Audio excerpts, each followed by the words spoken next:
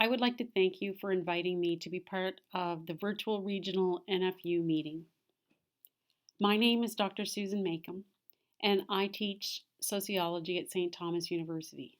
My research field is agriculture and food production, with a particular emphasis on farm women and their participation in these activities.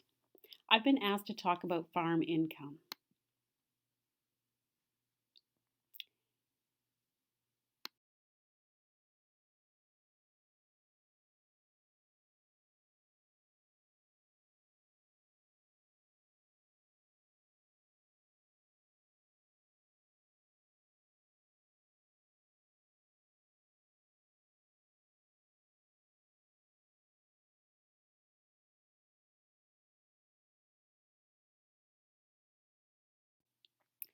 You certainly don't need me to come and tell you that farmers have always been plagued by insufficient income. Your farm books tell you this, as do agricultural reports and researchers. According to Statistics Canada, in 2019, farm incomes rose for the first time in 3 years.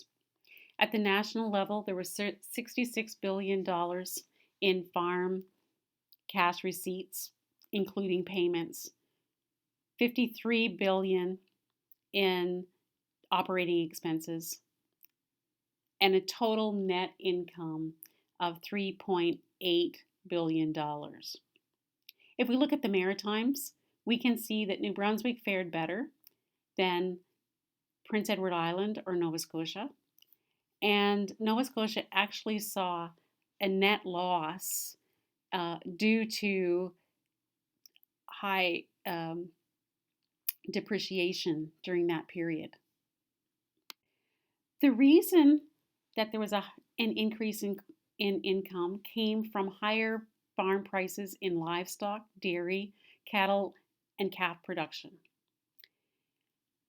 But cannabis production was also a factor in rising farm cash receipts because this became a new agricultural area, growth area. But at the same time, total farm expenses also increased over previous years by 5.3%. This means that farms are still caught or have the potential of being caught in cost price squeezes. And the cost price squeezes are always exemplified and magnified as a consequence of changing oil prices. But we did have oil prices go down during this period, which would increase incomes. But economic downturns we may see from this 2020 year, reducing incomes, and also lower wages and high unemployment rates because of COVID-19 are likely to have negative impacts on farm families' incomes. So my prediction is that there will be a loss in 2020 compared to the gain in 2019. As you are all too well aware, you are constantly dealing with perpetual income challenges, with too much money going out and not enough money coming in. You're dealing with challenging weather, agricultural policy that continues to promote cheap food and emphasizes export markets rather than feeding local national populations, and this impacts your bottom line. You're competing with food manufacturers who are producing and selling highly processed pseudo foods filled with sugar, fat, and salt that taste good, even if they're unhealthy. They're promoted as fast to prepare when compared to the healthy food that you're offering at your farm gates. We have a Canadian population and health policies that do not recognize or integrate healthy food into their everyday lives and health practices. I think if we truly want to address farm income questions and concerns, we need to look at very different kinds of long-term solutions.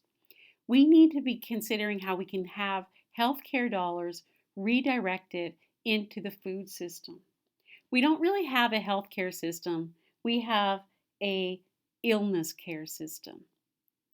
What we should be promoting is the creation of food baskets, for every maritime family delivered on a weekly basis. This would help farm income soar because the market would grow exponentially, will meet resistance because it will mean money leaves doctor and hospital hands. This will only happen, though, if we change the government and public's vision of food provisioning so that public funding is understood to, or the need to put it into a guaranteed annual food basket is promoted and adopted. But making such a change could radically transform both rural and urban communities and improve and stabilize annual farm incomes. I think it's time that we start talking about these kinds of solutions.